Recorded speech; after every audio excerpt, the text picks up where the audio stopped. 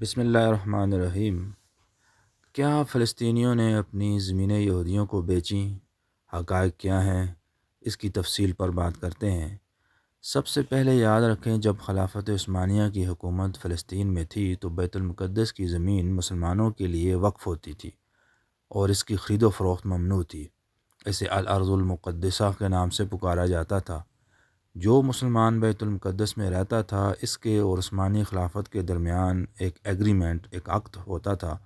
اس کی شرائط ہوتی تھیں جیسے کہ وقف اور اس زمین کی خرید و فروخت نہیں ہوگی، انہیں اس زمین سے زبردستی بے دخل نہیں کیا جائے گا۔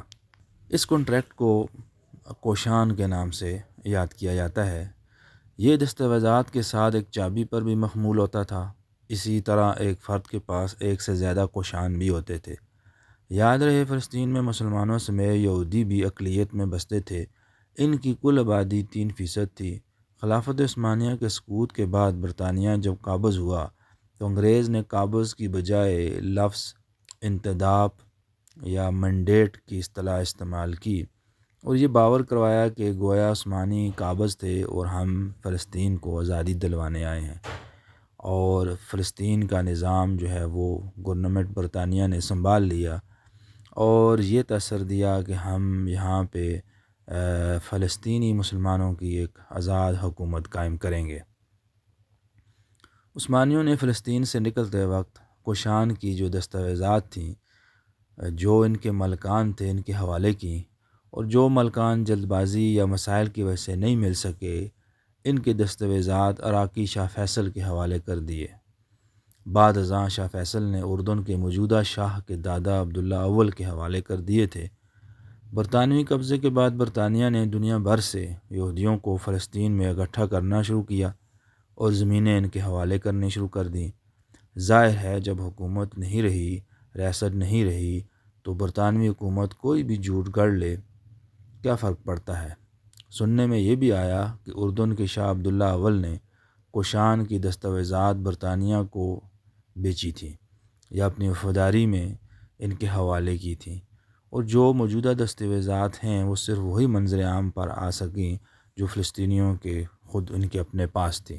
1924 سے لے کر 1948 تک برطانیہ یہودیوں کو فلسطین میں جمع کرتا رہا اور نکلنے سے پہلے اسرائیل مملکت کا اعلان کر کے نکلا، جبکہ فلسطینیوں کے پاس کوئی سلطنت نہیں تھی، نہ ریاست، نہ حکومت، نہ فوج، نہ عدلیہ، بس ایک نام تھا کہ فلسطین ایک ملک ہے۔ اور اگر کسی کو اپنی زمین حاصل کرنے کے لیے انصاف کی ضرورت تھی تو تب بھی ان کے سامنے صرف اسرائیلی عدالتیں عفریت بن کر کھڑی تھیں۔ ایسی صورت میں اپنی زمینیں بیچنے والا بیانیہ اور عثمانی کوشان دستاویزات کے بجائے برطانوی دستاویزات کو مصدر موثوق سمجھ کر فیصلہ کرنا کہ فلسطینیوں نے اپنی زمین خود بیچی، سوائے اسرائیلی اور برطانوی بیانیے کے سوا کچھ نہیں۔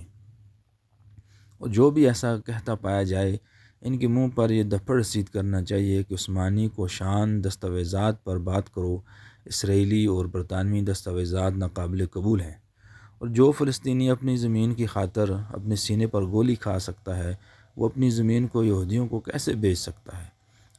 خلافت عثمانیہ کے وقت 80% فلسطین کا حصہ خلافت عثمانیہ کی ملکیت تھا اور باقی 20% عربوں کی ذاتی ملکیت تھا۔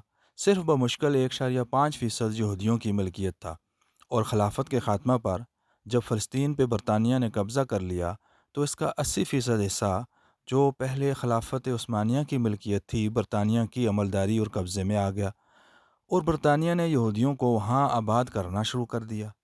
اور اپنے دور حکومت میں برطانیہ نے یہودیوں کو وہاں مضبوط بھی کیا اور زمینیں بھی الاٹ کیں۔ اس طرح 1917 سے تقریباً 1940 تک فلسطین کی پوزیشن یہ ہو گئی جو آپ کو اس نقشہ میں نظر آ رہی ہے۔ اس میں نیلا رنگ یہودی آبادکاری والے حصے کو ظاہر کرتا ہے اور سبز رنگ عرب مسلمانوں کی ذاتی زمینوں کو ظاہر کر رہا ہے، اور سفید رنگ اس زمین کو ظاہر کر رہا ہے جو خلافت عثمانیہ سے ہتھیا کر برطانیہ نے اپنے قبضے میں کر لی تھی۔ اور جب برطانیہ فلسطین سے نکلنے لگا تو اپنا تمام جنگی سامان، اسلحہ اور سرکاری دفاتر اور عمارتیں جو خلافت عثمانیہ کی تھیں، یہودیوں کے حوالے کر کے انہیں مضبوط کر کے چلا گیا۔ تو حقیقت یہ ہے کہ فلسطین کی زمین جو 80% خلافت عثمانیہ کی ملکیت تھی، وہ برطانیہ نے سازشوں اور ہتھ کنڈوں سے یہودیوں کے قبضے میں دے دی، اور اس وقت سے فلسطینیوں پر ظلم و ستم کا دور شروع ہوا اور تاحال جاری ہے۔ یہ پروپیگنڈا کہ فلسطینیوں نے خود اپنی زمینیں جو ہیں وہ یہودیوں کو فروخت کیں، یہ سراسر جھوٹ، فراڈ اور دجل ہے جو یہودیوں نے اپنے میڈیا کے ذریعے دنیا میں پھیلانے کی کوشش کی ہے۔ یہودیوں کے اس پروپیگنڈے کو رد کرنے کے لیے اور لوگوں کی معلومات کو درست کرنے کے لیے اس ویڈیو کو زیادہ سے زیادہ شیئر کریں اور نیکی کے کام میں اپنا حصہ ڈالیں۔